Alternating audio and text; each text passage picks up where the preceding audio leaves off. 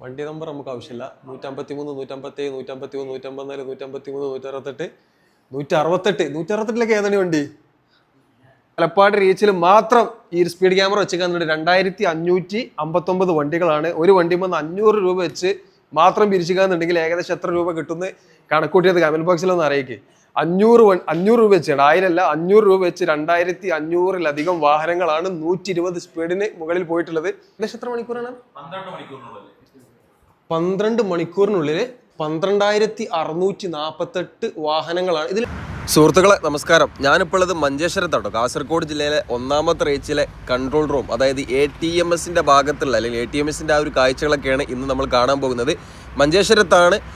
കാസർഗോഡ് നിന്ന് മംഗലാപുരം ഭാഗത്തേക്ക് പോകുമ്പോൾ ഇടതുവശത്താണ് ട്രക്ക് ബേ, അതായത് ട്രക്ക് പാർക്കിംഗ് അനുവദിച്ച് കൊടുത്തിട്ടുള്ളത്. അവിടെയാണ് ഈ കൺട്രോൾ റൂം കാര്യങ്ങളൊക്കെ ഉള്ളത് കേട്ടോ.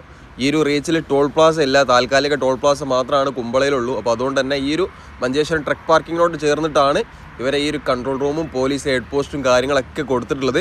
മാക്സിമം നല്ല രീതിയിൽ എല്ലാ സ്ഥലങ്ങളും, അതായത് പരമാവധി സ്ഥലം ഉപയോഗപ്പെടുത്തിയിട്ടാണ് ട്രക്ക് പാർക്കിംഗ് ഇവിടെ കൊടുത്തിട്ടുള്ളത്.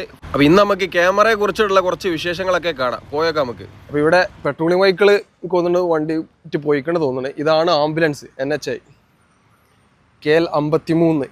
ഇവിടെ KL 53 KL 53 S 3854 NHIന്റെ ഒരു പേര് ഇത് കൊടുത്തിട്ടുണ്ട്.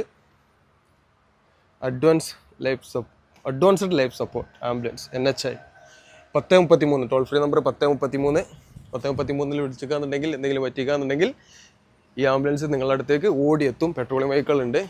ഇത് ഇലക്ട്രിക് സൂചനാ ബോർഡാണ്. നമ്മുടെ റോഡിൽ ഗതാഗത തടസ്സം അതേപോലെ ഡൈവേഷനും കാര്യങ്ങളൊക്കെ അറിയിക്കാൻ വേണ്ടിയിട്ടുള്ള, അതായത് ഇങ്ങനെ നീക്കിക്കൊണ്ടാൻ പറ്റുന്ന ഒരു സൂചനാ ബോർഡാണ്.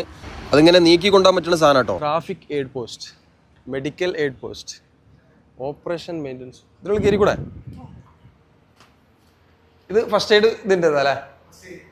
അപ്പോൾ ഇതാണ് മെഡിക്കൽ എയ്ഡ് പോസ്റ്റ്. തൽക്കാലം ചെറിയ അപകടങ്ങളൊക്കെ പറ്റുകയെന്നുണ്ടെങ്കിൽ ഫസ്റ്റ് എയ്ഡും കാര്യങ്ങളൊക്കെ കൊടുക്കാൻ പറ്റിയിട്ടുള്ള സംവിധാനങ്ങളൊക്കെ ഇവിടെ ഉണ്ട്. വീൽ ചെയർ ഉണ്ട്, ബെഡ് ഉണ്ട്, അതേപോലെ സ്ട്രെച്ചർ ഉണ്ട്.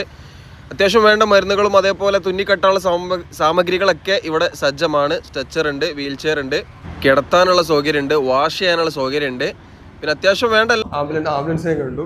അപ്പോൾ അത്യാവശ്യം വേണ്ടിയുള്ള ബാൻഡേഡും കാര്യങ്ങളും എല്ലാ സംഭവങ്ങളൊക്കെ ഇവിടെ ഉണ്ട്.